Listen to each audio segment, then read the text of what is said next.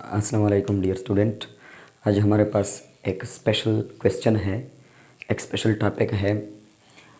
वो ये है कि why it is important to have a standard system of units that is used by scientist and engineer. इस question का मतलब है कि ये क्यों इम्पॉर्टेंट है कि हमारे पास एक स्टैंडर्ड सिस्टम ऑफ यूनिट हो और इंजीनियर, साइंटिस्ट बल्कि आम लोग इसको इस्तेमाल करें। इस क्वेश्चन की मतलब यह है कि what is the important of standard system of units. Standard system of units की इम्पोर्टेंट क्या है? स्टैंडर्ड सिस्टम ऑफ यूनिट्स का मतलब है कि जैसा कि आजकल जो स्टैंडर्ड सिस्टम ऑफ यूनिट है वो क्या है? SI system of units, system international of units. This is the standard system. इस क्वेश्चन की मतलब है कि एक स्टैंडर्ड सिस्टम जैसा कि SI सिस्टम ऑफ यूनिट है, इसकी ज़रूरत क्या है?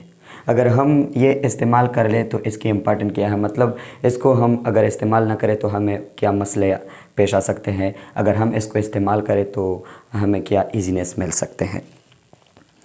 तो इसकी जो आंसर है वो इस तरह है। आंसर कि by using standard system of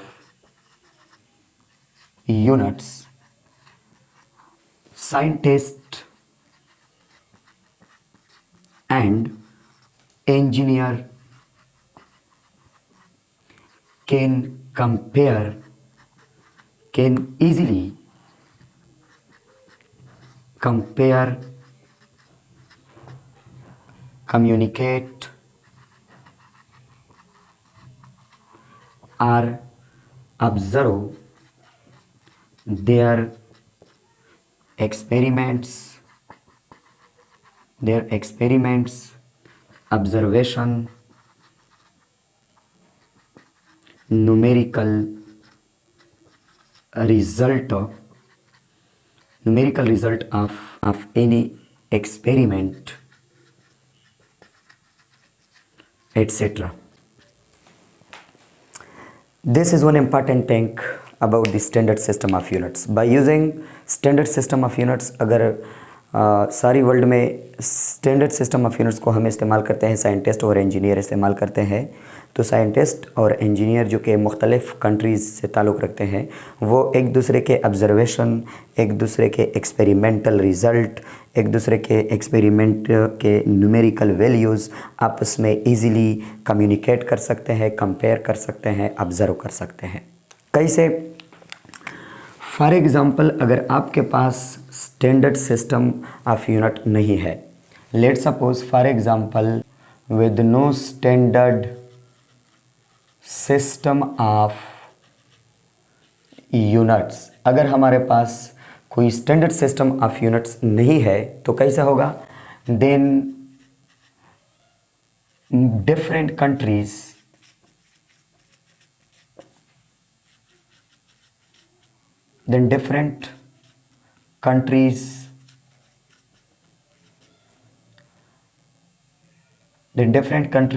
will use their own system of units। तो मुख्तलिफ कंट्री अपने अपने ही सिस्टम ऑफ यूनिट्स को इस्तेमाल करेंगे। तो इसे मसला क्या सकता है? if scientist and engineer use different system of units,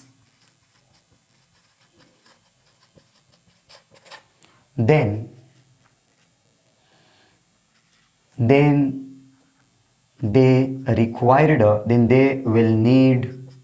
they will need the conversion of units of one system to the units of another systems। यहाँ पर देखें, विद नो स्टैंडर्ड सिस्टम, अगर हमारे पास स्टैंडर्ड सिस्टम नहीं है of units, then different countries will use their own system of units. तो different countries जो है वो अपने अपने ही सिस्टम ऑफ यूनिट्स को इस्तेमाल करेंगे। If scientist and engineer use different system of units, अब अगर साइंटिस्ट और engineer different system of units को इस्तेमाल करते हैं, then they will need the conversion of unit of one system to the unit of another system.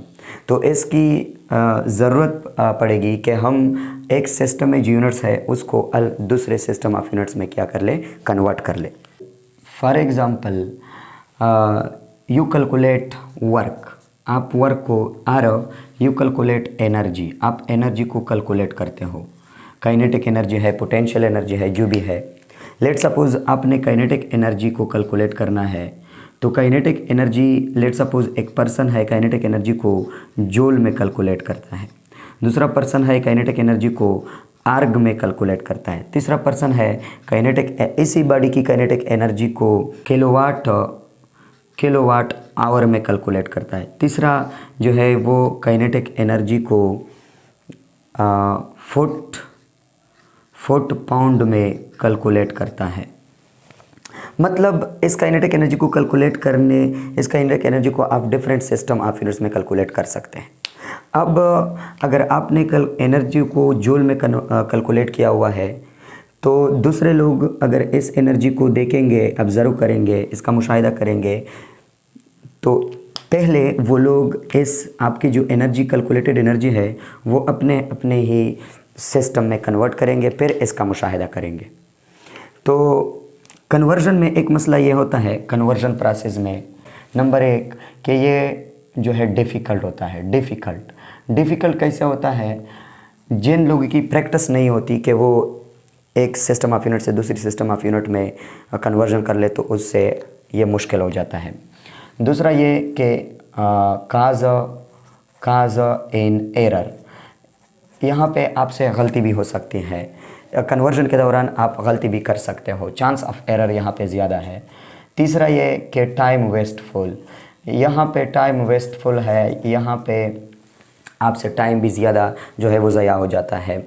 और चौथा ये कि it slow down the communication speed, और ये कम्युनिकेशन स्पीड को क्या करता है, स्लो डाउन करता है। तो इस तरह बहुत से वजूहात है, बहुत से मसले हैं जो कि आ सकते हैं अगर हम एक स्टैंडर्ड सिस्टम ऑफ यूनिट्स को इस्तेमाल ना करें। अगर हम स्टैंडर्ड सिस्टम ऑफ यूनिट्स को इस्तेमाल करते हैं, इंजीनियर और scientist standard system of units को इस्तेमाल करते हैं, तो स्टैंडर्ड सिस्टम ऑफ यूनिट्स के इस्तेमाल होने से आपको एक यूनिट की, एक सिस्टम के जो यूनिट्स है उसको दूसरे सिस्टम ऑफ यूनिट्स में कन्वर्ट नहीं करने पड़ेंगे, तो आपका टाइम भी ज़ाया नहीं होगा, आपसे एरर भी नहीं आएगा, और ये डिफ़िकल्ट भी नहीं होगा, और इसकी जो कम्युनिकेशन है, जो ऑब्ज़र्वेशन स्पीड है, जो इजीली आप कंपेयर कर सकते हो डिफरेंट रिज़ल्ट को, वो भी जो है मुश्किल नहीं होगा। तो इस तरह साइंटिस्ट और इंजीनियर हमेशा के लिए ये चाहते हैं कि हम एक ऐसे common system of units, standard system of units को इस्तेमाल कर ले कि हम इन सब मसलों से, इन सब डिफ़िकल्ट से जो है वो बाहर आ जाए।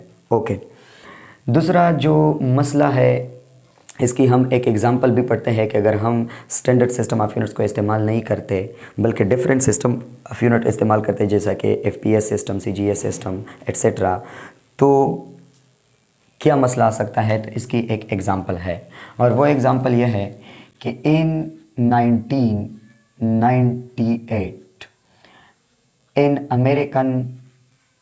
American government agency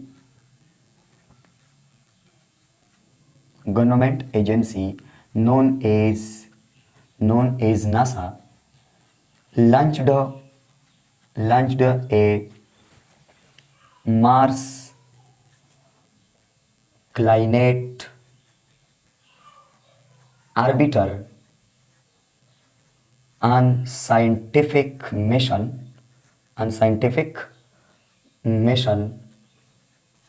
to collect climate to collect climate information about Mars। तो 98 मेरे ख्याल में 1998 में अमेरिकन गवर्नमेंट एजेंसी है जो कि नासा इसको कहते हैं हम, उन्होंने मार्स के लिए एक क्लाइमेट आर्बिटर जो है वो बनाया और लॉन्च किया। किसके लिए? साइंटिफिक मिशन के बुनियाद पर और क्लाइमेट डेटा को, क्लाइमेट इन्फॉर्मेशन को कलेक्ट करने के लिए। क्लाइमेट इन्फॉर्मेशन कैसे कहते हैं? क्लाइमेट इन्फॉर्मेशन का मतलब है कि वहाँ पे टेम्परेचर कितना है, वहाँ पे वाइंड स्पीड कितनी है, वाइंड स्पीड और ह्यूमिडिटी कितनी है, ये क्लाइमेट इन्फॉर्मेशन में आते हैं। इस तरह और भी इन्फॉर्मेशन है, इसको क्लाइमेट इन्फॉर्मेशन कहते हैं।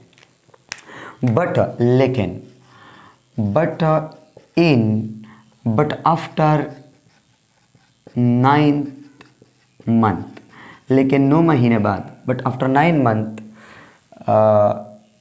एक क्लाइमेट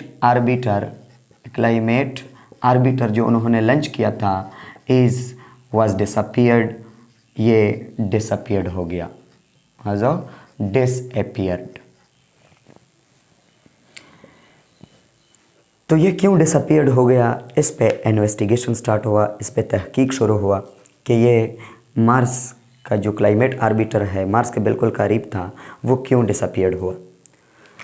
तो इन्वेस्टिगेशन जब हुआ कि इस प्रोजेक्ट पर 2 टीमें काम कर रही थी, 2 teams work on this project.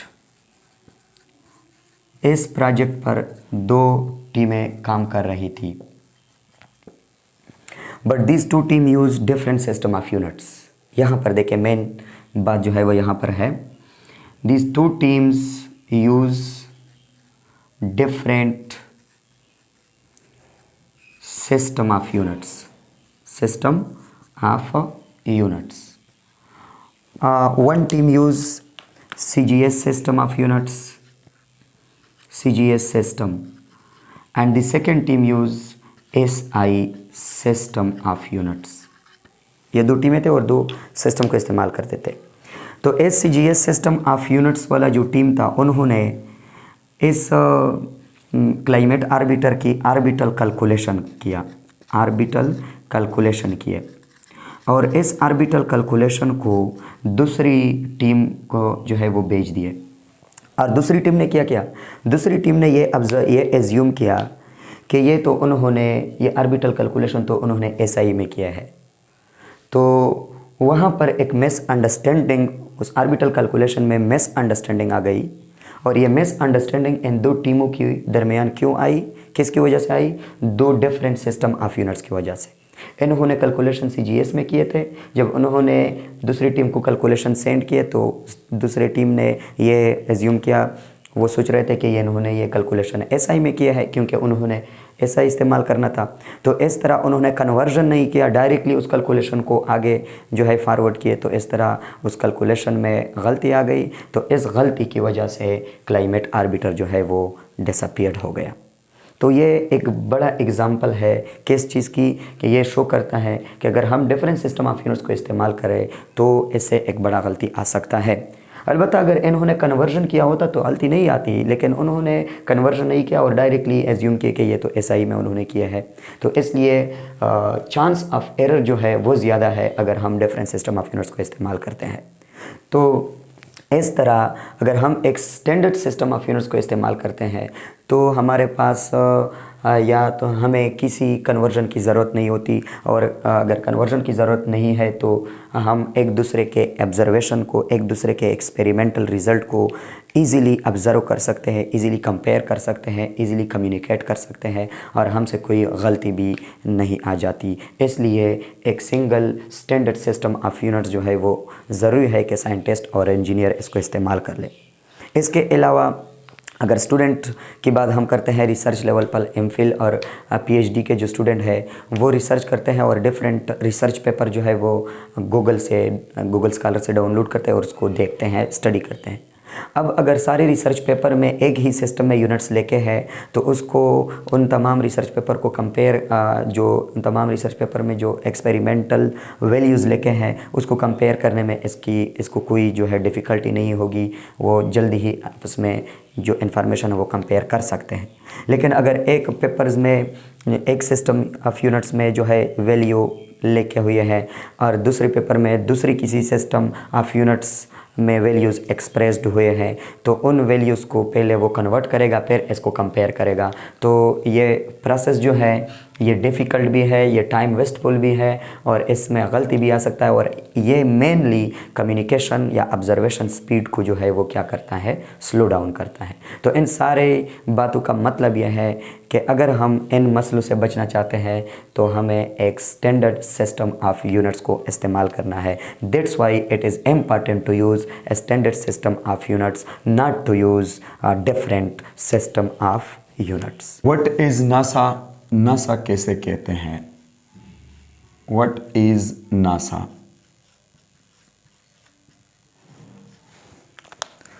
NASA stand for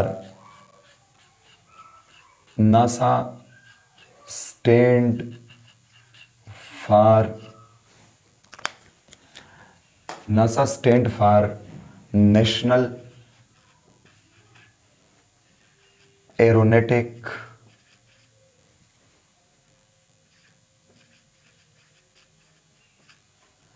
Space Administration.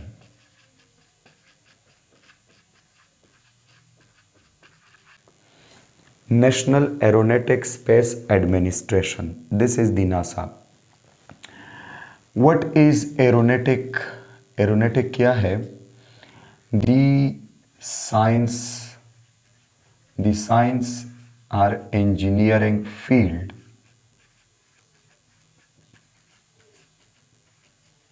about the traveling or flying in air में हम कैसे ट्रेवल कर सकते हैं, स्पेस में हम कैसे ट्रेवल कर सकते हैं, एयर की जगह स्पेस लिख सकते हैं। इसके बारे में जो इंजीनियरिंग फील्ड है, जो साइंस है, उसको एरोनॉटिक कहा जाता है। मतलब कि इन दिस फील्ड, इस फील्ड में हम डिज़ाइन करते हैं ए डिफरेंट फ्लाइंग मशीन को, जैसा कि स्पेसक्राफ्ट है। For example spacecraft, aircraft, satellite, space station, etcetera. This is aeronautic. अब नासा की जो है काम क्या है, नासा जो है ये पहले इसकी जो फाउंडेशन है 1998 में, जुलाई 1998 में नासा की बुनियाद रखी गई।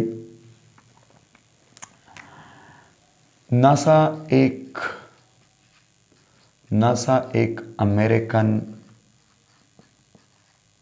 गवर्नमेंट एजेंसी है, अमेरिकन गवर्नमेंट एजेंसी जो कि स्पेस को रिसर्च करता है कि क्या ह्यूमन जो है वो स्पेस में रह सकता है या नहीं, स्पेस कैसे है, प्लेनेट कैसे हैं, मार्स, मरकरी, ये सब इसके बारे में जो है मालूमात इकट्ठा करती है, इंफॉर्मेशन जो है वो हमें मुहैया करती है, प्रोवाइड करती है।